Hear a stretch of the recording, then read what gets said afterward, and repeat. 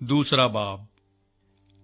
सो आसमान और जमीन और उनके कुल लश्कर का बनाना खत्म हुआ, और खुदा ने अपने काम को जिसे वो करता था 7वें दिन खत्म किया, और अपने सारे काम से जिसे वो कर रहा था 7वें दिन फारिग हुआ।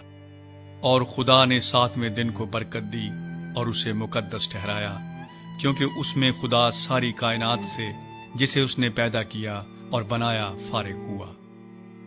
बाग़े अदन।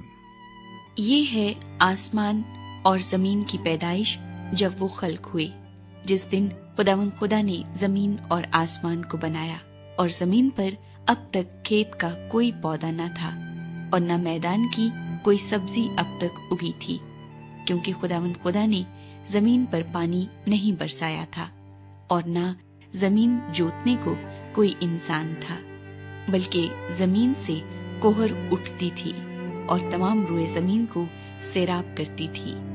और खुदावंद खुदा ने जमीन की मिट्टी से इंसान को बनाया और उसके नथनों में जिंदगी का दम फूंका, तो इंसान जीती जान हुआ। और खुदावंद खुदा ने मशरिक की तरफ अदन में एक बाग लगाया और इंसान को जिसे उसने बनाया था वहां रखा। और खुदावंद खुदा ने हर दरख्त को जो देखने में खुशनुमा और खाने के लिए अच्छा था जमीन से उगाया, और बाग के बीच में हयात का दरख्त और नेकोबद की पहचान का दरख्त भी लगाया। और अदन से एक दरिया बाग के सैराब करने को निकला और वहां से 4 नदियों में तकसीम हुआ। पहली का नाम फैसून है, जो हवीला की सारी जमीन को जहां सोना होता है घेरे हुए है, और इस जमीन का सोना चौखा है, और वहां मोती और संगे सुलेमानी भी हैं। और दूसरी नदी का नाम जेहून है, जो कूश की सारी जमीन को घेरे हुए है। और तीसरी नदी का नाम दजला है, जो असूर के मशरिक को जाती है। और चौथी नदी का नाम फरात है। और खुदावंद खुदा ने आदम को लेकर बागे अदन में रखा कि उसकी बागबानी और निगहबानी करे।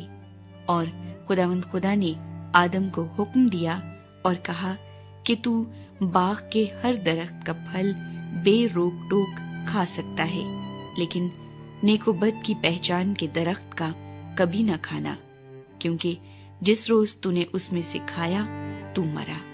और खुदावंद खुदा ने कहा कि आदम का अकेला रहना अच्छा नहीं, मैं इसके लिए एक मददगार उसकी मानद बनाऊंगा।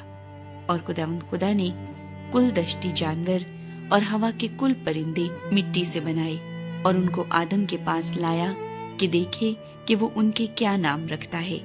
और आदम ने जिस जानवर को जो कहा वही उसका नाम ठहरा। और आदम ने कुल चौपायों और हवा के परिंदों और कुल दश्ती जानवरों के नाम रखे, पर आदम के लिए कोई मददगार उसकी मानिंद न मिला। और खुदावंद खुदा ने आदम पर गहरी नींद भेजी और वो सो गया, और उसने उसकी पसलियों में से एक को निकाल लिया और उसकी जगह गोश्त भर दिया। और खुदावंद खुदा उस पसली से जो उसने आदम में से निकाली थी एक औरत बनाकर उसे आदम के पास लाया। और आदम ने कहा कि ये तो अब मेरी हड्डियों में से हड्डी और मेरे गोश्त में से गोश्त है, इसलिए वो नारी कहलाएगी, क्योंकि वो नर से निकाली गई। इस वास्ते मर्द अपने माँ बाप को छोड़ेगा और अपनी बीवी से मिला रहेगा, और वो एक तन होंगे। और आदम और उसकी बीवी दोनों नंगे थे और शर्माते न थे।